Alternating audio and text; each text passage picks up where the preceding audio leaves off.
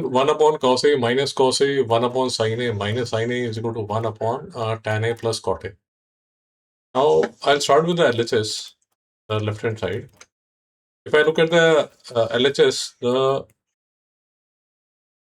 for the first term, the LCM is cos A. So, this will be 1 minus cos square A, multiplied by the second term. Again, sin A is the LCM. So, this will be 1 minus sin square A.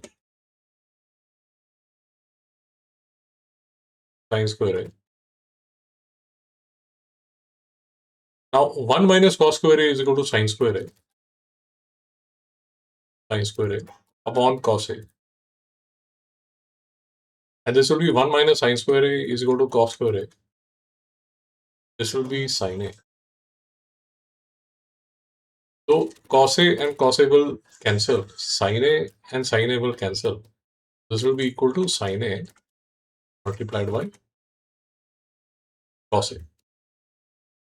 So, this is what my left-hand side of the identity is equal to. So, I have reached here. But I need to reach here. So, let me take the right-hand side. Now, if I look at the right-hand side, let me break this tan A and cot A. Or what I can do is I can write this cot A as 1 upon tan A. So let me do that. Tan A plus cot A is 1 upon tan A. If I take the LCM, it will be tan A. This is tan A upon 1. So this will be tan square A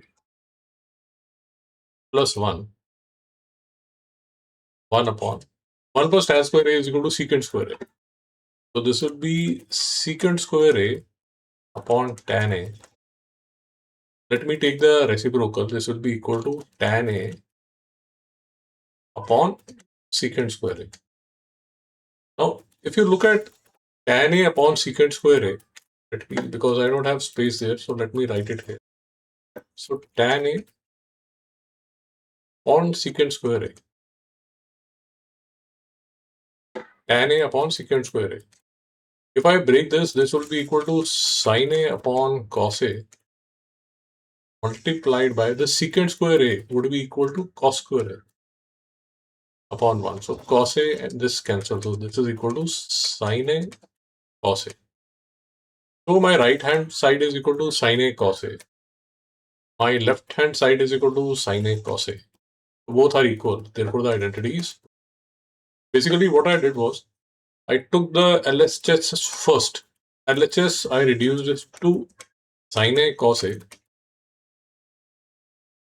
Then I took the RHS and I proved that the RHS is also equal to sin A cos A. Because LHS is equal to RHS, therefore the identity is. So this is another way of proving the identities. Now let's move to the next question. It's a pretty interesting question, and let's start.